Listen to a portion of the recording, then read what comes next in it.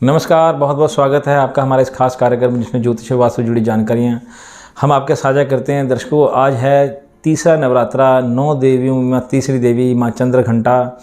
क्यों कहा जाता है माँ चंद्रघंटा को? क्योंकि माँ चंद्रघंटा अपने मस्तक पर अर्धकार चंद्र को विराजमान रखती हैं, इसलिए माँ को चंद्रघंटा कहा गया है। और इस चंद्रमा से भी ज़्यादा स्वरूप माँ का सुंदर है, इसलिए जो माँ का रूप है बहुत ही चमकीला है और बहुत ही आभा मंडल है माँ के अंदर। इसलिए माँ की जो पूजा होती है वो शुक्र और चंद्र से रिलेटेड भी होती है, क्योंकि हमारा ये जो सीरीज़ है ज्योतिष और वास्तु की कुरीतियों को दूर करने के साथ साथ उसका कैसे लाभ लिया जाए उसकी जानकारी भी देते हैं। दर्शकों, जो हमारे ये 9 नवरात्रे होते हैं ये सिद्ध मुहूर्त होते हैं, और जितनी हमारी ये 9 देवियाँ होती हैं इनमें सब में एक अपनी अलग अलग आभा है, इनकी एक अलग अलग इनकी पावर है। जितने भी हम पृथ्वीवासी हैं इनसे जो लेना चाहते हैं अपने अपनी श्रद्धा अनुसार, या जो जिस माँ से जैसा हमें ज्ञान या उपहार या कुछ पावर मिल सकती है हम लेने की चेष्टा करते हैं। माँ चंद्रघंटा को शुक्र व चंद्र के स्वरूप से जोड़कर भी देखा जाता है।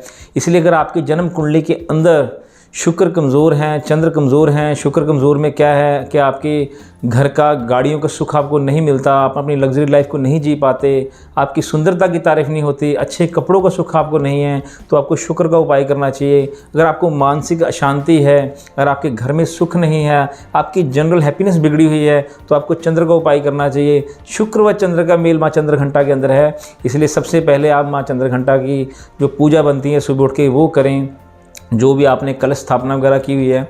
मित्रों, एक विशेष जानकारी मैं आपके साथ साझा करना चाहता हूँ कि किसी भी नवरात्रे में आप जब भी माँ के लिए कोई पूजन सामग्री लेकर के आएँ वो इस प्रकार से लेकर के आएँ जिस प्रकार आप अपने लिए लाते हो।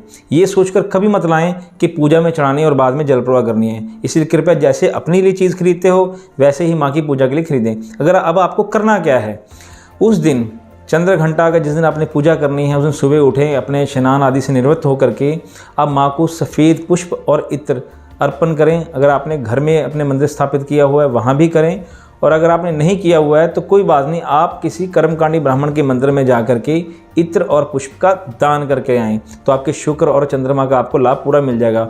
अगर एक कोई काम आप कर सकते हैं तो कोई ना कोई श्वेत वस्त्र आप उस दिन अपने लिए ज़रूर खरीद करके लाएं। उसे उस दिन अगर आप बना बनाया लेकर के आते हो, रेडीमेड लेकर आते हो, तो आप उसको धो करके उसी दिन पहने, चाहे उसमें दोपहर हो जाए चाहे उसमें शाम हो जाए। और उस वस्त्र को कभी किसी को गिफ्ट ना करें। जब अगर आपने वो वस्त्र धारण कर लिया है, अब मैंने उसको 2 महीने पहना है, 3 महीने पहना है, किसी को देना चाहो तो मत दीजिएगा। उसे घर में ऐसे ही झाड़ पोंछ के लिए चाहे काम में रख लीजिएगा। अपने तन का उतरा हुआ वो खरीदा हुआ वस्त्र जो आपने तृतीय नवरात्रि पे खरीदा था उसे आपको किसी को वापस नहीं देना है, किसी और छोटे भाई बहन को नहीं देना है, उसमें आपने खुद ही उसको पहनना है।